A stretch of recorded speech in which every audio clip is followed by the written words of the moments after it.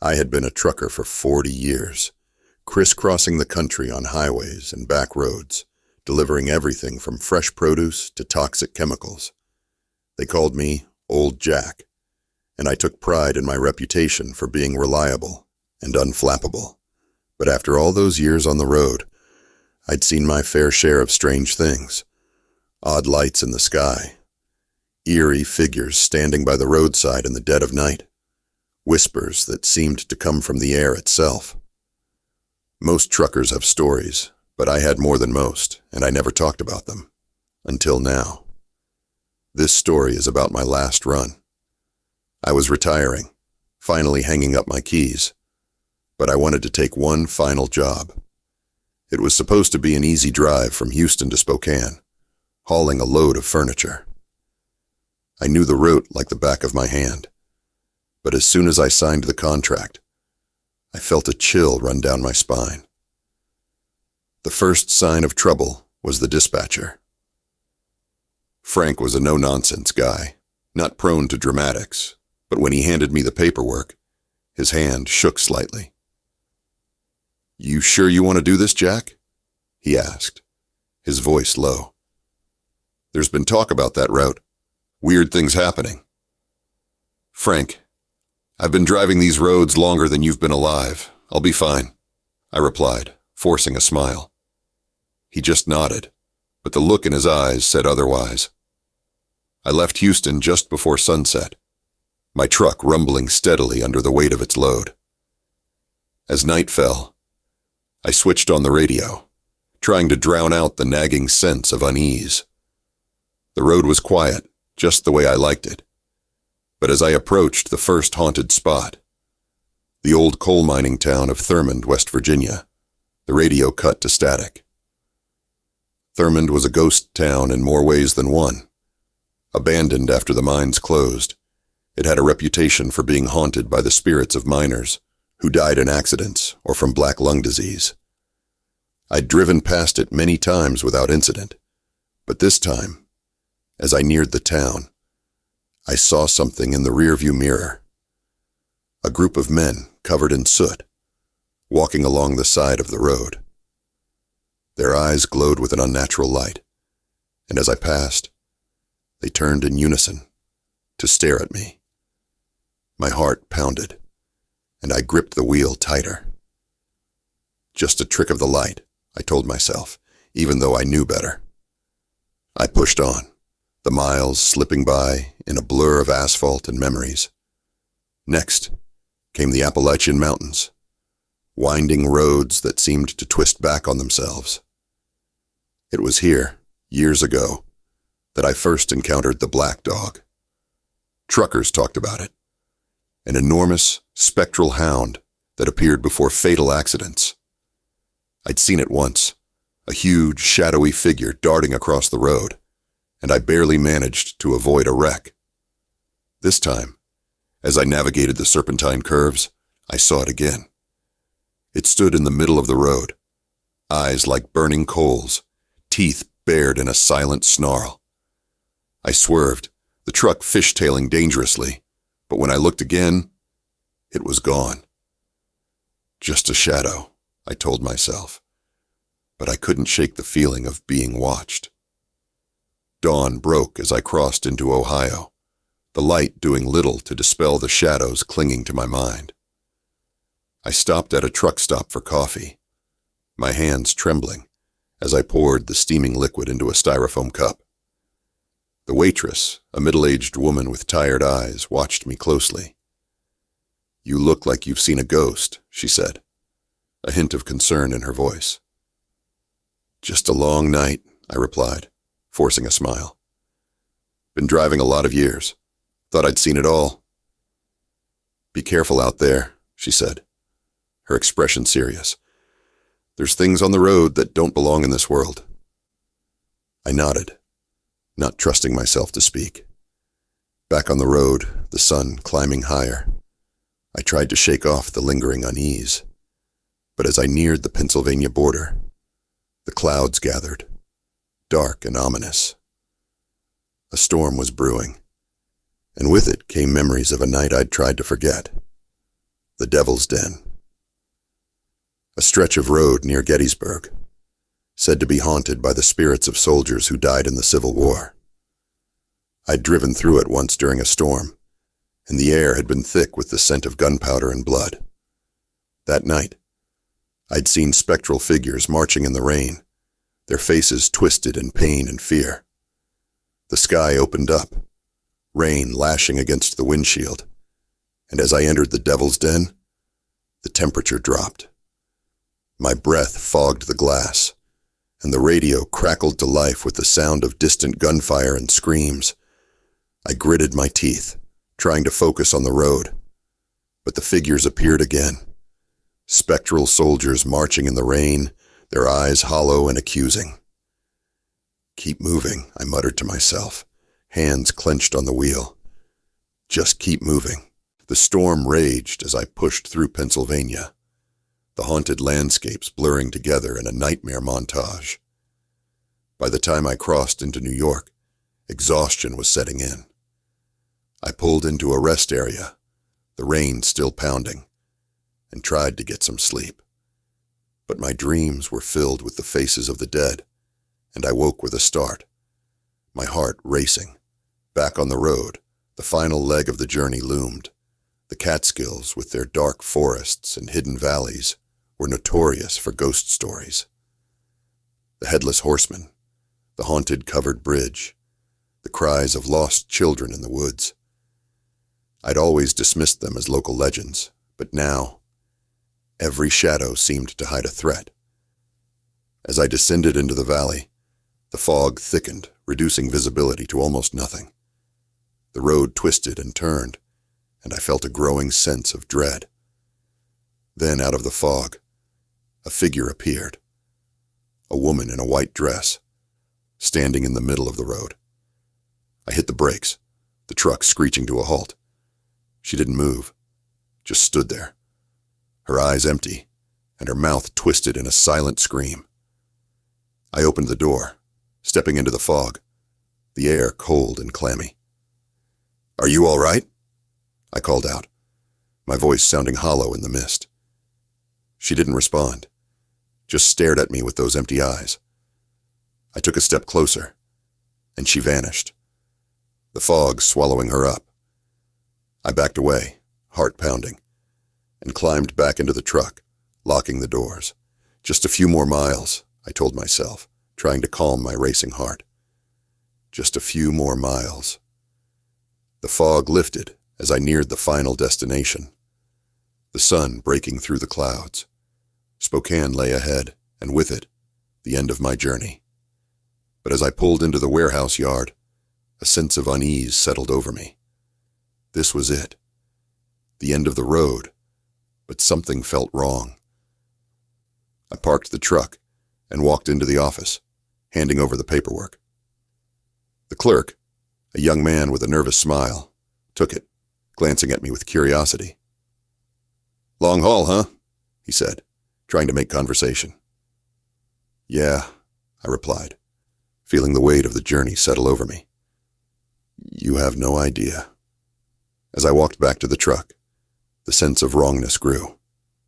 I opened the door and climbed inside, and that's when I saw it. A figure in the rearview mirror, standing just behind the truck. It was me, but not me. An older, wearier version, eyes hollow and skin pale. "Time to go," the figure said, its voice a whisper in my mind. I turned, but there was no one there. Heart pounding, I started the engine and pulled out of the yard, the road stretching ahead. I didn't know where I was going, but I knew I had to keep moving. The ghosts of my past were catching up, and there was no escaping them. As the sun set, the shadows lengthened, and the road stretched on into the night. My last run wasn't over. It would never be over. The haunted places I'd driven past, the spirits I'd seen, they were all with me now, a part of me. And I drove on, into the darkness, knowing that I would never truly be free. The end of the road is just another beginning.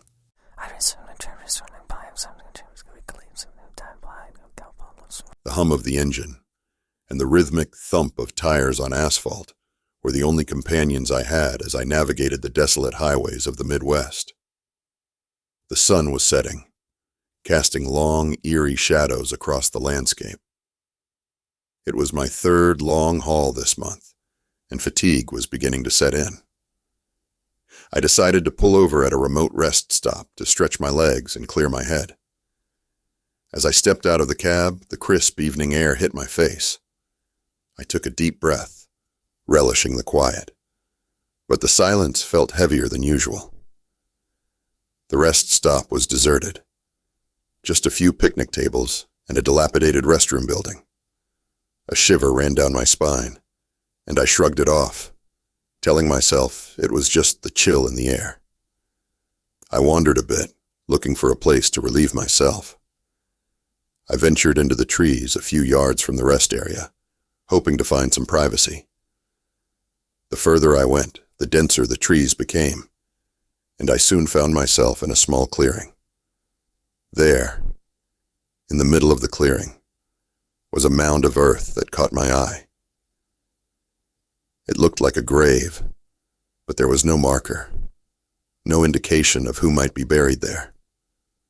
An unmarked grave in the middle of nowhere. Curiosity got the better of me, and I approached the mound. As I stood over it, a sense of unease washed over me. It felt wrong, like I was intruding on something sacred. I tried to brush the feeling aside, but it lingered, gnawing at the edges of my mind. I quickly did what I came to do and hurried back to my truck, eager to put distance between myself and that unsettling spot. Back on the road, the unease followed me. The highway was dark, the only light coming from my headlights cutting through the night. I turned on the radio to drown out my thoughts, but the static and distant voices did little to calm my nerves. Every now and then, I would catch a glimpse of something in my peripheral vision, a shadow darting across the road, a figure standing just at the edge of the darkness. Each time I would turn to look, but there was nothing there. It started with small things at first. A whisper in the back of my mind. A chill that seemed to emanate from nowhere. I chalked it up to exhaustion and pushed on, determined to make it to my destination. But the whispers grew louder, more insistent, and the chill became a biting cold that seeped into my bones. As the miles rolled by, the visions began. They were fleeting at first. A pale face reflected in my rearview mirror. A shadowy figure standing on the side of the road. I told myself it was just my imagination, tricks played by the darkness and my tired mind. But the visions became more frequent, more vivid. I saw a woman, her face contorted in rage and sorrow, her eyes burning with an otherworldly light. She would appear suddenly, disappearing just as quickly, leaving me breathless and shaking. I tried to ignore her, to focus on the road, but she was relentless. Her presence was a constant, oppressive weight, and I could feel her anger like a physical force. I knew deep down that she was the one buried in that unmarked grave, and she was furious that I had disturbed her rest. One night, as I was driving through a particularly desolate stretch of highway, she appeared in the passenger seat beside me. I nearly swerved off the road in shock. She was more real than ever, her presence palpable. Her eyes bored into mine, filled with a rage that chilled me to the core. "Why did you disturb my grave?" she hissed, her voice echoing in my mind. "I didn't mean to," I stammered, gripping the steering wheel so tightly my knuckles turned white. "I didn't know." She didn't seem to hear me, or maybe she didn't care. Her anger was a living thing, wrapping around me, squeezing the air from my lungs. I could barely breathe, barely think. All I could do was drive, hoping to outrun her, but there was no escaping her wrath. The days blurred into nights, and the nights into days. I lost track of time, of distance. The road stretched on endlessly, a never-ending nightmare. She was always there, always watching, always waiting. Sleep was impossible.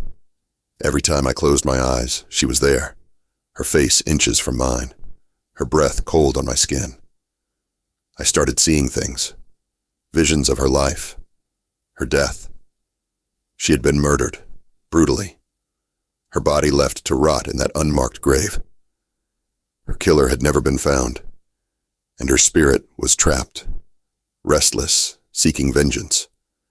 And somehow she had latched onto me, seeing me as the one who could bring her justice, or perhaps just as a convenient target for her fury. One night, as I was driving through a thick fog, she appeared again, this time standing in the middle of the road. I slammed on the brakes, the truck skidding to a halt just inches from her. She stared at me, her eyes burning with a fire that seemed to consume her. "You will help me," she said, her voice a command, a plea. "You will find him. You will make him pay." "I don't even know where to start," I whispered, my voice trembling. She stepped closer, her form flickering like a candle in the wind. "Follow the road," she said. "It will lead you to him." With that, she vanished, leaving me alone in the silence and the fog. I sat there for a long time, the engine idling, my mind racing. I didn't know what to do, but I knew I couldn't ignore her. She was a part of me now, her pain and anger seeping into my soul. I started asking questions, talking to locals at truck stops and diners, trying to piece together the fragments of her story. It was slow going, and more than once I considered giving up. But every time I did, she would appear, her eyes pleading, demanding. I learned that her name was Sarah, and she had been a young woman with a bright future. She had disappeared one night, and her body had been found weeks later, buried in that unmarked grave. The case had gone cold, forgotten by all but a few.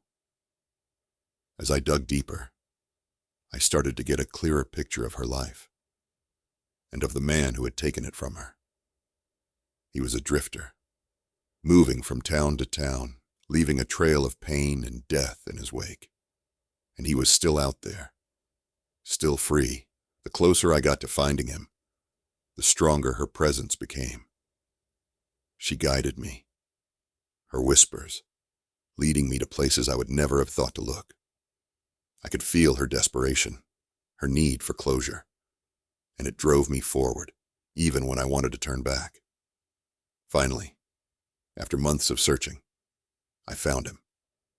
He was living in a small town, hiding in plain sight. I confronted him, and he denied everything. But I could see the fear in his eyes, the guilt. Sarah's spirit flared with anger, and for a moment I thought she might tear him apart right there. But she didn't. She waited, and I called the police. They took him into custody, and as they did, I felt a weight lift from my shoulders. Sarah's presence faded, her anger replaced by a sense of peace. I stood by her grave one last time, feeling the cold wind on my face. "Rest now," I said, my voice barely a whisper. "You're free." And for the first time in months, I felt truly alone. The road stretched out before me, an endless expanse of possibilities, but I knew I would never forget her, or the price she had paid for peace.